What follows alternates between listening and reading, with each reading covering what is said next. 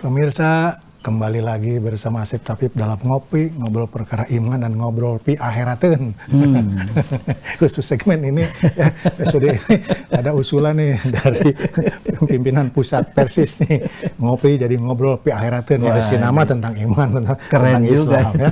Dan hari ini kita bahas tentang Mi'raj, utamanya mah rukun yang kedua ya, sholat ya. Kita bahas. Nah tadi bicara tentang khusyuk itu menjadi keharusan gitu untuk memulai sholat, karena sholat itu bukan hanya dilaksanakan tapi harus didirikan. Yeah. Nah sekarang bagaimana sih cara atau ada nggak sih kalau dalam mobil mah manualnya gitu? Yeah, betul. Bagaimana sih sholat khusyuk itu? Jadi Kang Asep, tidak mungkin Nabi Ibrahim alaihissalam setingkat Nabi berdoa kepada Allah dengan sebuah doa yang khusus. Rabbij'alni muqimas sholati wa min dzurriyyati. Ya Tuhanku, jadikanlah aku dan keturunanku ini menjadi orang yang mendirikan salat. Kalaulah mendirikan salat itu mudah, dan kalaulah mendirikan salat itu murah, sudah barang tentu ini tidak akan dijadikan sebagai redaksi doa khusus. Maka dengan demikian, bagaimana kita bisa menjadikan diri kita dan keluarga kita itu menjadi muqiminas sholat. Maka disinilah Nabi Ibrahim alaihissalam tahu bahwa muqimin atau yuqimunas sholat dengan ya'malus sholat itu tentu amatlah berbeda. Mungkin banyak orang itu sekarang ini hanya salat itu menggugurkan kewajiban saja. Sementara bagaimana kehusuannya, bagaimana di awal. Nah jika seorang itu ternyata mampu memelihara, menjaga salat, tak ubahnya gedung itu terpelihara dengan baik, sudah barang tentu gedung tersebut akan terjaga kemegahannya, kemewahannya, dan juga harisma wibawanya, serta gedung itu akan senantiasa bersih. Auranya beda gitu. Auranya lain, dan tentu saja mungkin nilainya akan bukannya malah semakin menurun, tapi malah semakin meningkat. Nah inilah yang disebut dengan man kana yuridul izzata falillahil izzatu jami'an. Siapa orang yang menginginkan kemuliaan hidup di dunia dan di akhirat, maka jagalah dan peliharalah yuqimunas salat, dirikan salat ini. Dalam arti salat yang bagaimana yang bisa menjadikan yuqimunas salat, yaitu salat yang ta'murhu bil ma'ruf wa tanhahu anil munkar. Jadi salat ini bisa menyuruh untuk berbuat ma'ruf dan juga bisa mencegah untuk berbuat mungkar. Sehingga ketika orang yang senantiasa menjaga salat, saat di mana mereka itu dihadapkan kepada kemungkaran akan menolak. Baik itu mungkar secara pemikiran, mungkar secara penglihatan, mungkar secara pendengaran, mungkar langkah dan kompasnya, maka sudah barang tentu dia telah yuqimunas shalah. Dia itu betul-betul menjaga salatnya, dia itu betul-betul menghargai dan memelihara salat itu, sehingga dia tidak berani untuk melakukan hal-hal yang berbau maksiat, kemungkaran, fahisyah, kekejian, dan lain sebagainya. Sebaliknya, kepada kebaikan. Sebaliknya, kalau dia itu menyuruh untuk berbuat jelek dan mencegah untuk berbuat ma'ruf, maka sudah barang tentu ini sudah rusak salatnya.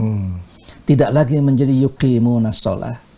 Yuqimunas shalah atau melaksanakan salat itu hanya sebatas ritual dan tidak berasar. Jadi mukimin itu bisa internal, bisa eksternal ya.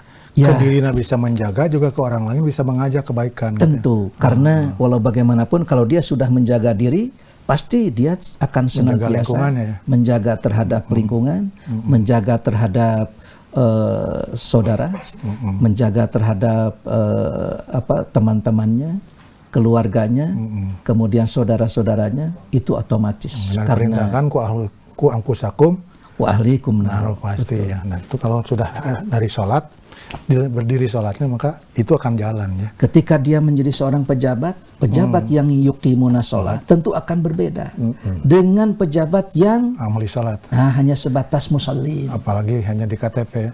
Nah, Apalagi tentu pencitraan. Oke. saja. Itulah makanya jika memang orang-orang sudah mendirikan salat, baik itu rakyat maupun juga pejabat, menteri atau tukang roti, maka saya yakin ini akan senantiasa terpelihara, baik itu kebaikan maupun juga terpelihara dalam mencegah kemunkaran. Mengapa orang Muslim itu sering bully atau dikata-katain bahwa dia seorang Muslim tapi ternyata dia korupsi? Bahkan banyak yang mencibir di media sosial, kenapa Menteri Agama? Kenapa ini kok pejabat Kementerian Agama? Mengapa ini pejabat setingkat Kementerian Haji misalnya? Padahal itu semua adalah orang-orang yang bergelut dalam urusan-urusan agama.